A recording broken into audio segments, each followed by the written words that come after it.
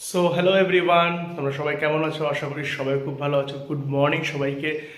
আজকে ছুটির দিন, তোমাদেরকে আমি আগেই বলেছিলাম দুদিন আমার ছুটি। তো একটা ছুটির দিন তো পুরো নিজের কাজে চলে গেল, আর একটা ছুটির দিন নিজের দিন কাজে আমি লাগাচ্ছি। সকালবেলা ঘুম থেকে উঠে মানে 7টার সময় ঘুম ভাঙলো, ভাবলাম কোথায় ঘুরতে যাওয়া উচিত, ছুটির দিন আছে। তাই স্নান টান করে রেডি হয়ে গেলাম কোথায় ঘুরতে যাওয়ার জন্য। এখন কোথায় ঘুরতে যাচ্ছি তোমরা অবশ্যই ভিডিওটা লাস্ট অব্দি দেখবে, অবশ্যই দেখো। এখন আমি শিলিগুড়ি জাংশনের দিকে যাচ্ছি, দেখো কোথায় যাই।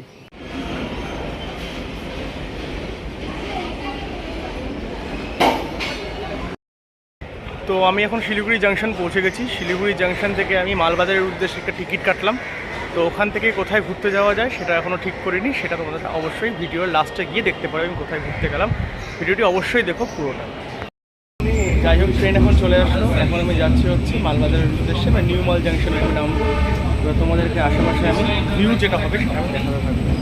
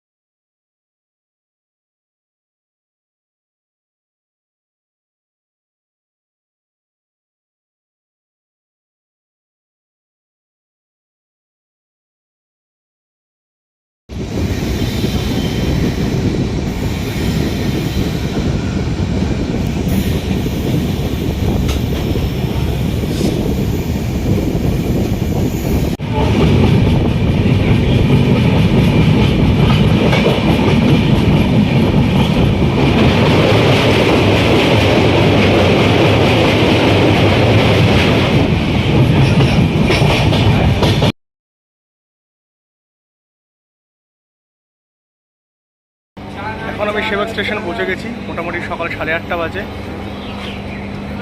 তোমরা দেখে নাও সেবক স্টেশনের ভিউটা কেমন। ব্যাক ক্যামেরা দেখিয়ে দিচ্ছি তোমাদেরকে।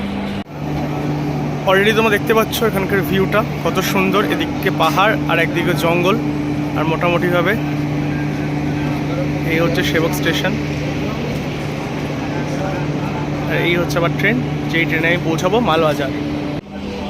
এক কাপ চা নিয়ে নিলাম এখানটাতে, চা খেতে খেতে সুন্দর একটা ভিউ উপভোগ করতে করতে এনজয় করছি।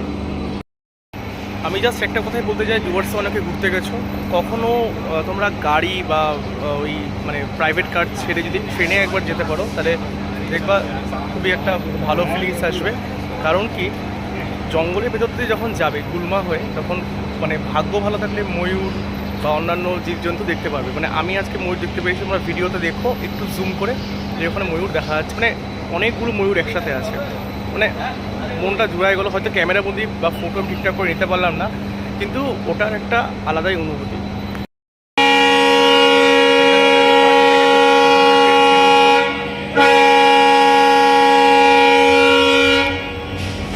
আর এই হলো তিস্তা নদী, এখানকার ভিউ।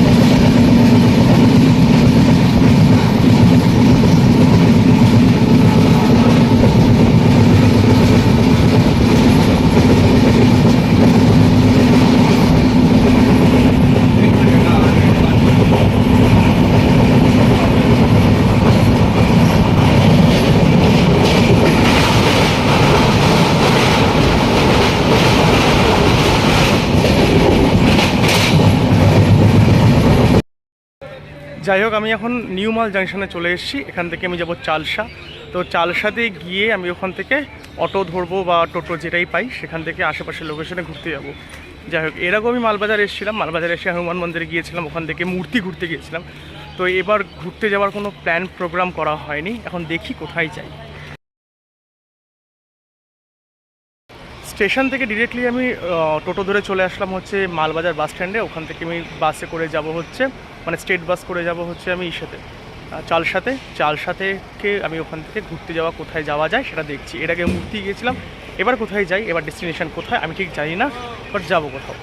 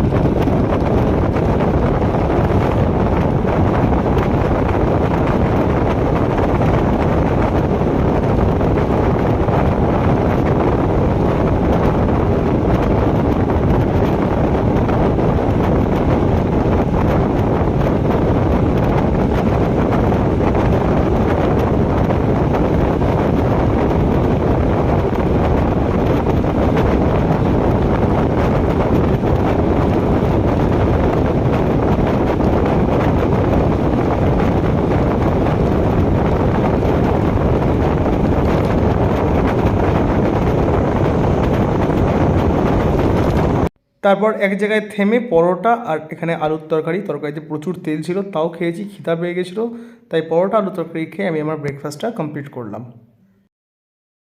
তারপর ব্রেকফাস্ট কমপ্লিট করার পর আমি চলে গেলাম গরুমারা ন্যাশনাল পার্কের সামনে। বিশ্বাস করো, এত দুঃখ লাগছিলো, কেন দুঃখ লাগছিলো তোমরা একটু পরে জানতে পারবে।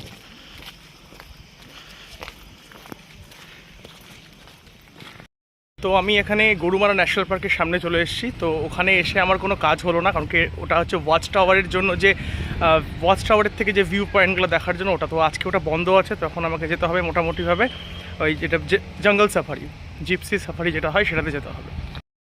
তো আমি একটা গেট থেকে অন্য একটা গেটে যাচ্ছি। তো মোটামুটি বললো কিছুক্ষণ লাগবে। তো গিয়ে দেখি তো সাফারি নাকি 3টার সময়। তো 3টার সময় হলে আমার পক্ষে খুব টাফ হয়ে যাবে, কারণ কি আমাকে ব্যাক করতে হবে। তো মেইন আর একটা উদ্দেশ্য হচ্ছে লাটাগুড়িতে নাকি এখানটাতে বৌদির দোকান খুব ফেমাস। তো আমি দোকানটা খুঁজবো, তো আমার বন্ধু বান্ধবদের কাছে শুনেছি। তো যাই হোক, আমার এমনি জার্নি আজকে খুব ভালো হয়েছে, কারণ কি আমি ট্রেনে আসার সময় অনেক ময়ূর দেখছি, আর সবথেকে বড় কথা নেচারের সাথে এতভাবে ভালো রকমভাবে একটা সময় কাটিয়ে আসলাম। আর যখন চালসা থেকে এই যে গরুমারা অবধি যখন আসলো, সেই যে ভিউটা, মানে দুদিকে জঙ্গল, ওই ভিউটা একটা আলাদাই ছিল। এখন সব জায়গায় I love Siliguri, I love Darjeeling, সব কিছুর মতো এখানেও আই লাভ লাটাগুড়ি আছে। বেশ ভালো লাগলো দেখে। জায়গাটা খুবই শান্তশিষ্ট একটা জায়গা, আমার তো বেশ ভালো লাগছে। এখন আমি গরুমারা ন্যাশনাল পার্কে চলে এসেছি, কিন্তু সবথেকে বড় প্রবলেম 3টার সময় রাইড আছে। তো সেটা রাইডটা কীভাবে করব, তারপরে আমাকে শিলিগুড়ি ব্যাক করতে হবে, সেটা একটা চাপ। তো তোমরা একবার দেখতে পাচ্ছ এখান থেকে রাইড করার যে টিকিট বুকিং সিস্টেমটা এখান থেকে হয়। তো যাই হোক, মেইন উদ্দেশ্য হচ্ছে আমার বৌদির হোটেলে খাওয়া, তো সেটা খেয়ে নেব। সকালে পরোটা তরকারি খেয়ে নিয়েছি অলরেডি। তো এখন হচ্ছে লাটাগুড়ির আমরা হচ্ছে নেওড়া পুল বলে না কাকা, নেওড়াপুরের এখানে এসেছি। তো জায়গাটা বেশ সুন্দর, কিন্তু খুবই রোদ। তো এই কাকা হচ্ছে আজকে আমার সাথে এসেছে। এই কাকার নাম দীপক কাকু আমার সাথে এসেছে। দীপক কাকুকে নিয়ে গেছে, যেহেতু জঙ্গল সাফারি অনেক লেট হবে, 3টা বেজে যাবে। তো আমি যেহেতু আসলাম, তো খালি হাতে যাবো কেন, তো বৌদির দোকানে খাবো এরপরে গিয়ে। তার আগে একটু এখানকার যে সাইট সিন আছে, লালপুল বলে না কাকা, লালপুল আছে, চা বাগান আছে। তো সেখানকার ভিউগুলো আমি এনজয় করবো। আর এখানে নেওড়া পুল যেটা আছে, এখানে একটু দেখছি। একটু বিকাল বা সন্ধ্যাবেলা বা সকালবেলা যদি আসলে পরে ভালো লাগতো। তো যাই হোক, আমার তাও ভালো লাগছে এখানটাতে এসে। তোমরা একবার দেখে নাও, আমি একবার ভিউ তোমাদেরকে ব্যাক ক্যামেরা দেখাবো। অ্যাকচুয়ালি এখন একটু চড়ার দিন, তো ওই জন্য জল প্রায় শুকিয়ে গেছে। না কাকা, চড়ার দিন জল মোটামুটি শুকিয়ে গেছে।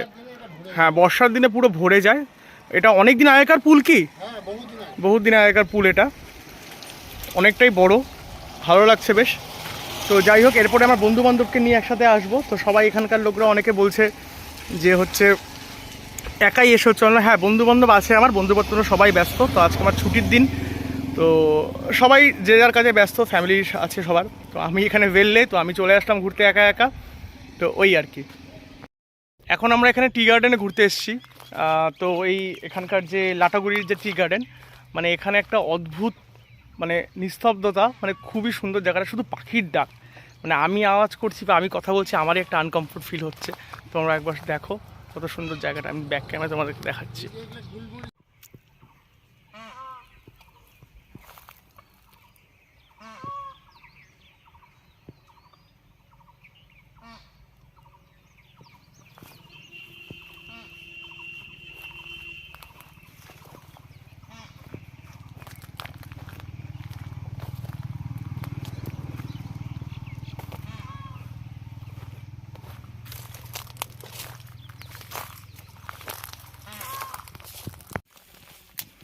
এখানে একটা পাখির আওয়াজ পাওয়া যাচ্ছে, আমি জানি না কোন পাখি, মনে হচ্ছে ময়ূর, আই এম নট শিওর।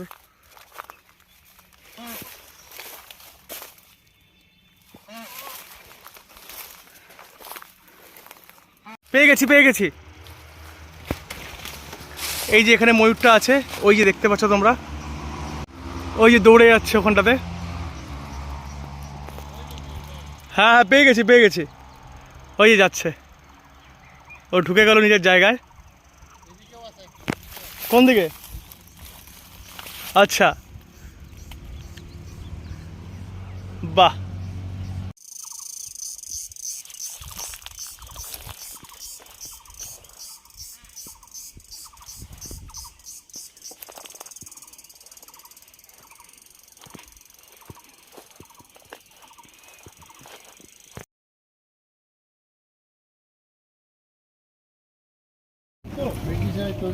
আচ্ছা আচ্ছা, তখন থেকে এটার নাম লালপুর। তো প্রচুর ট্যুরিস্ট এখানটাতে আসে যা দেখলাম হ্যাঁ প্রচুর আছে। মোটামুটিভাবে, আর ম্যাক্সিমাম টোটো করেই আসে, আমি দেখতে পাচ্ছি যা যারা মোটামুটি, হ্যাঁ টোটো করে যায়। 4-5টা ফ্যামিলিকে দেখলাম যেতে এখানটাতে। না আমি মনে হয় লেট করে আসি, তো ও পাশটাতে জঙ্গল না, হ্যাঁ ওই পাশটা জঙ্গল। ওই পাশটা জঙ্গল। হুম ভাই এখানে গরম বলতে ভালো রকমই গরম আছে, তো গরমকালে বা এরকম ওয়েদারে ডুয়ার্স না আসাই ভালো, কারণ কি শীতকালের যে মজাটা, সেই মজাটা হয়তো গরমকালে পাওয়া যাবে না। আবার গরমকালে একটা মজা আছে, সেটার একটা আলাদা মজা। সব থেকে বেশ বর্ষাকালে, কিন্তু বর্ষাকালে ম্যাক্সিমাম টাইম জঙ্গল বন্ধ থাকে ওদের ব্রিডিং সিজন জন্য। তো যাই হোক, এটা লালপুল হওয়ার কারণ হচ্ছে এই যে আমাকে যে কাকুটা বললো যে এখানকার লাল কালারের যে ব্রিজের পিলারগুলো আছে এগুলোর জন্য, আর ব্রিটিশ পিরিয়ডে এই পিলারটা তৈরি করা হয়েছে, তো যাই জন্য এই পুলটার নাম হচ্ছে লালপুল। হাতি দেখতে পেলাম না, কিন্তু হাতির মল এখানে পড়ে আছে। তো কালকে নাকি বিকালের দিকে এইখানটাতে, মানে ঠিক এইখানটাতেই হাতি ছিল যা আমি শুনলাম এখানকার লোকাল কিছু ছেলেপেলের সাথে গল্প করে যা বুঝলাম। তো ভাগ্য ভালো থাকলে পাবো, আশা করেই পাবো না, এই সময় আসে না, তো মানে বিকালের দিকে মোটামুটি আসে। তো আমরা এখন ভর দুপুরবেলায় হয়তো হাতি থাকবে না, তো থাকলেও তো ওয়েল অ্যান্ড গুড, দূর থেকে দেখতে হবে।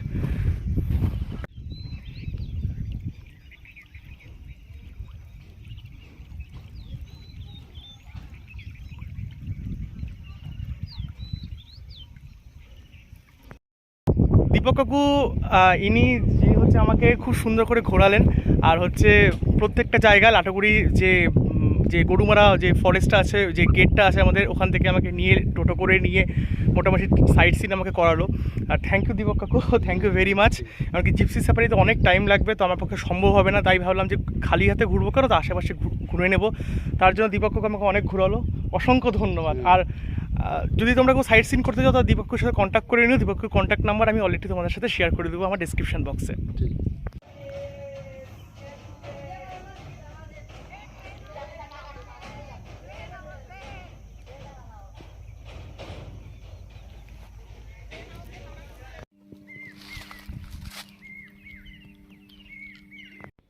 তারপর আমি চলে গেলাম লাটাগুড়ির ফেমাস বৌদির হোটেলে, ওখানে ডাল ভাত সবজি লেবু পেঁয়াজ আর আলু ভাজা। তারপরে তুমি তোমার মতো করে চয়েস করতে পারো। আমি খাসির মাংস নিয়েছিলাম, যেখানে এই বড় একটা রসুন আলু আর 4 পিস মাংস দিয়েছিল, আর সবথেকে বড় কথা মাংসটা সত্যি দুর্দান্ত ছিল। আর তার সাথে সবথেকে বোনাস জিনিস হচ্ছে আমার কাছে, সেটা হলো রসুন। এই রসুনটা থাকলে পরে গোটা আমি এক পিস মাংসতে গোটা এক থালা ভাত খেয়ে নিতে পারবো। যেহেতু আমি চর্বি খেতে ভালোবাসি তাই জন্য আমি এক্সট্রা করে চর্বিও নিয়েছিলাম, দিয়েছিল তার সাথে আলু ভাজা। আর এই লাটাগুড়ির বৌদি হোটেল বিশাল ফেমাস, আর এখানে মাংস ছাড়াও তোমরা মাছেরও অ্যাভেলেবেল আইটেম পেয়ে যেতে পারবে। এখন মোটামুটি দুপুর 2টা বাজে, আমার খাওয়া দাওয়া কমপ্লিট করে নিয়ে আমি আজকে বৌদির হোটেল, লাটাগুড়ির ফেমাস বৌদির হোটেলে খেলাম। দুর্দান্ত খেতে, সবাই বলেছিল, আমার বন্ধু স্বরূপ, তাছাড়াও আমার অনেক বন্ধুবান্ধব সবাই মিলে বললো ভাই এখানে খাওয়া দাওয়া কর খুবই ভালো। আর ওখানকার লোকাল কিছু লোকও বললো লাটাগুড়ির বৌদি হোটেলে খাওয়া খুব ভালো। তো খেতে খেতে খাসির মাংস ছিল মানে দুর্দান্ত ছিল, ঠিক আছে, সাথে রসুন আর এক্সট্রা করে আমাকে তেলও দিয়েছিল। তো কোনো রকমে জাস্ট 2 সেকেন্ডের জন্য ট্রেনটা মিস হলো না, নাহলে এরপরে 4টার সময় ট্রেন ছিল। তো কোনো রকমের ট্রেনটা ধরলাম, এইভাবে আমি যাচ্ছি এখন শিলিগুড়ির উদ্দেশ্যে। যাই হোক, জঙ্গল সাফারিটা করা হলো না কারণ কি আমার কাছে সময় অনেক কম, তাও আমি ভালো ঘুরেছি। আমি রাস্তায় ময়ূর দেখেছি, নেচারকে এনজয় করছি, এটা সব থেকে বড়ো জিনিস আমার কাছে। ব্যাস, আর কিছু লাগবে না। তোমরাও একবার দেখে নাও আমার সাথে সাথে, তোমরাও নেচারটাকে এনজয় করো। এই যে লাটাগুড়ি থেকে এখন শিলিগুড়ি যাওয়ার যে রাস্তাটা, ট্রেন রুট, সেটার ভিউ তোমরা দেখো, জাস্ট প্রেমে পড়ে যাবে বস, জাস্ট প্রেমে পড়ে যাবে। এখানে খুব কম স্পিডে ট্রেন চালানো হয় কারণ রাস্তায় হাতি, বাইসন, তারপরে পাইথন, যেটা আমাদের সব কিছু চলে আসে ট্র্যাকের উপরে। তো দ্যাটস ওয়াই অনেক আস্তে চালানো হয়।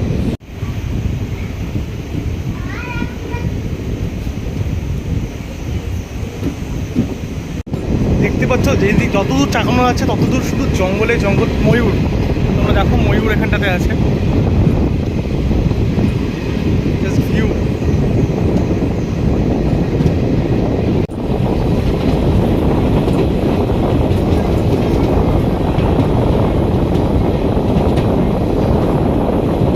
বন্ধুর স্বরূপ, ও বলেছে যে হচ্ছে আমার বন্ধু, ভাই বলি আমি ওকে।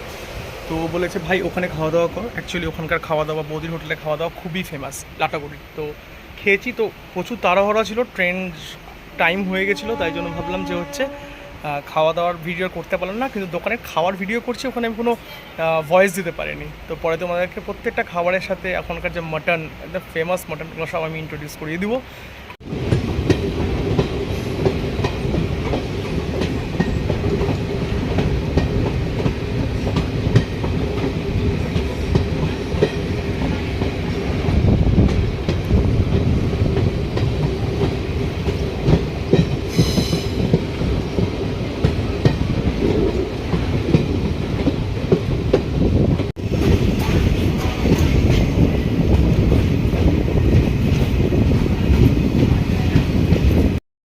তো লাটাগুড়ি থেকে শিলিগুড়িতে ঢুকতে পারে, রুমে ঢুকতে আমার প্রায় মোটামুটি সন্ধ্যা 7:30টার মতো বেজে গেছিলো। আর ফোনে চার্জও ছিল না, তো আমি এসে কোনো রকম ভিডিও শ্যুট করতে পারিনি বা ভিডিও তোমাদের সাথে দিতে পারিনি। যে আমি যখন শিলিগুড়ি পৌঁছালাম বা বাদবাকি গুলমাতে অনেকক্ষণ আটকেছিলাম। মোটামুটি গুলমাতে প্রায় 1 ঘন্টার মধ্যে ট্রেন থেমেছিল, যেটা খুব প্যাথেটিক আমার কাছে ছিল, মানে কিছু করার ছিল না। যাই হোক, তো ফোনে চার্জও ছিল না, আর আমি মানে প্রবলেমেও পড়ে গেছিলাম। তো সারাদিন প্রচুর ঘোরাঘুরি হলো, খুব আনন্দ করলাম।